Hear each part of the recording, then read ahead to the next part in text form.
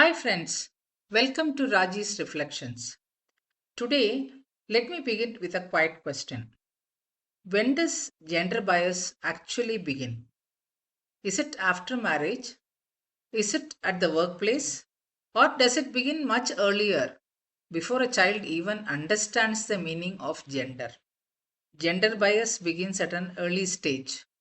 We teach by our words and actions to our children without realizing the impact.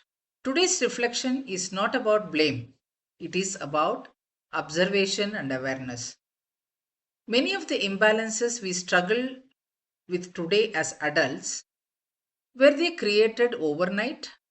No, they were taught and learned gently, repeatedly, and silently, starting from childhood. From the moment a child is born, the language around them changes. The words normally used around a small boy will be he is strong, he is good, smart, future protector. Now we have a son who will take our clan forward and take care of everyone here. When we talk about a girl, we say she is cute, calm, adjusting, she'll be a good girl. It doesn't stop there. Whatever we give her now in the form of education, status, financial independence, one day anyway she is going to her in law's house. Here, a slight rejection, taking a step back, gets started. Though the days are changing, still the attitude and perception hangs on. Today's parent at home says girls are restricted because the world is unsafe. The environment outside is often not safe for the girls to go alone or late at night. It may be right. When some untoward incidents happen, the fingers are pointed always towards girls or women. Is it not our collective responsibility to see that such incidents against the girl or a woman doesn't take place? Why don't we teach our sons at home to respect girls or women with the same equal status and respect? Instead, we restrict the girls in the cover of protecting them. Let us introspect a little further on this. Be it a girl child or a boy child, at birth they are with the same innocence, same potential, but different expectations, different expressions from the elders at home. No one intends any harm, but words slowly become directions. Children don't just receive love at birth, they also receive labels for their gender. Now, let us look at a common scenario. When a boy is curious, restless, or outspoken, it is generally expressed as boys are like that. He has some leadership qualities.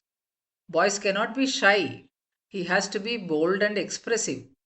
But when a girl behaves in the same fashion, same way, then the same observation we express differently. She is too outspoken. She talks too much. She should be controlled. It is not good on the part of the girl to behave like a boy.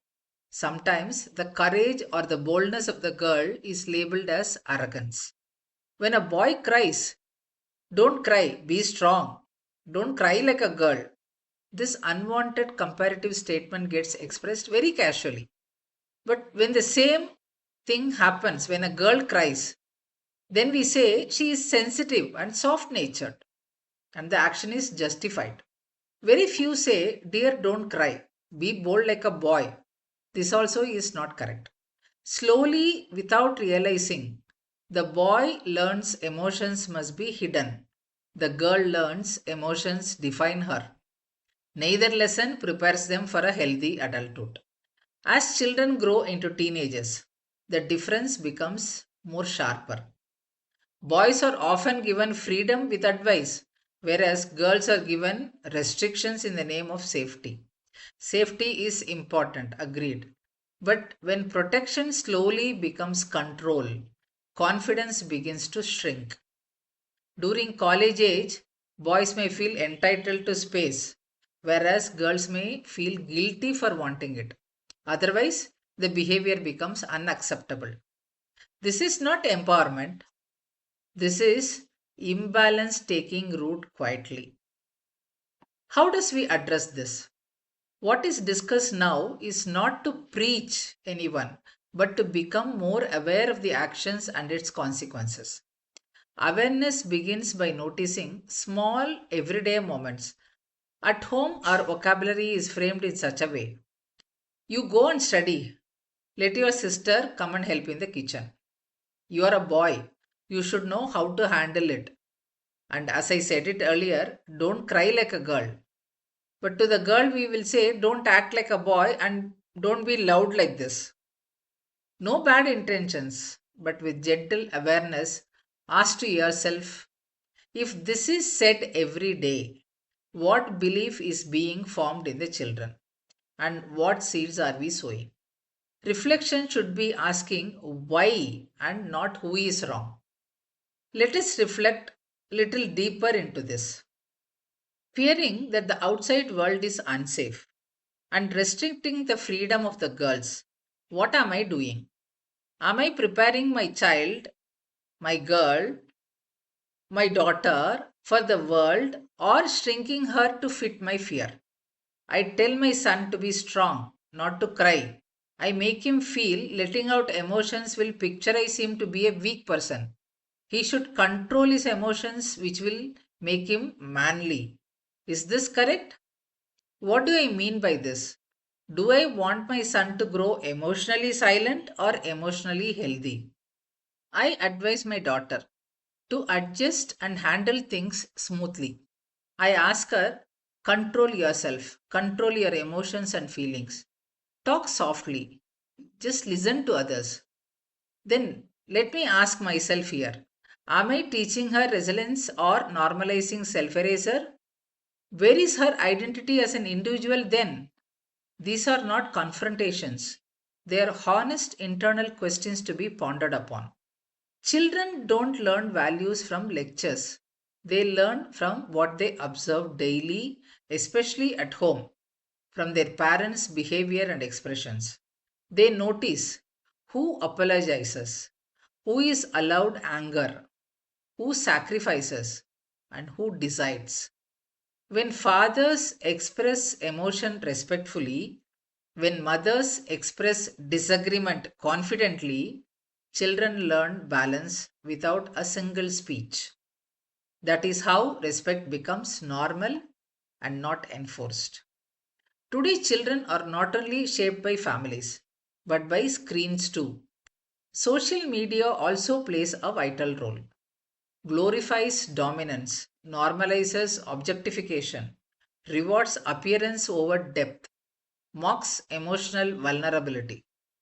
What do the boys or girls or my son or daughter learn from this? Power is control and worth is approval.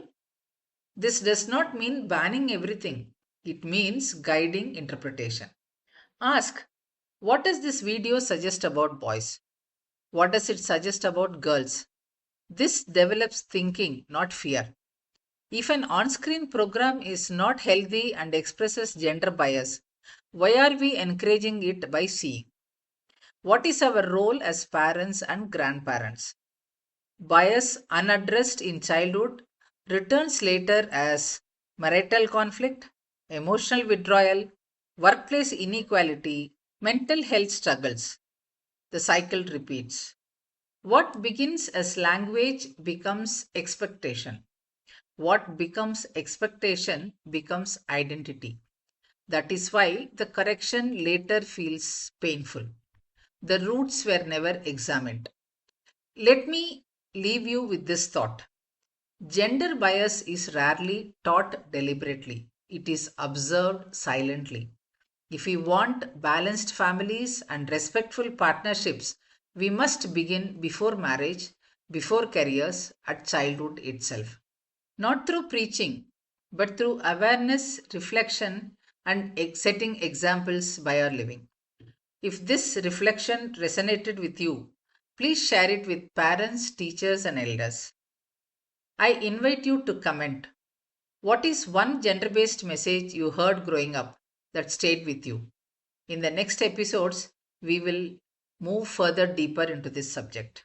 As we continue this journey together, I kindly request you to continue supporting, subscribing, and sharing the channel with others who may benefit. Your support makes a real difference and motivates me to keep adding value through every episode. Let us grow together, reflect deeper, and spread positivity around us. Stay healthy, be happy, and radiate happiness till we meet again.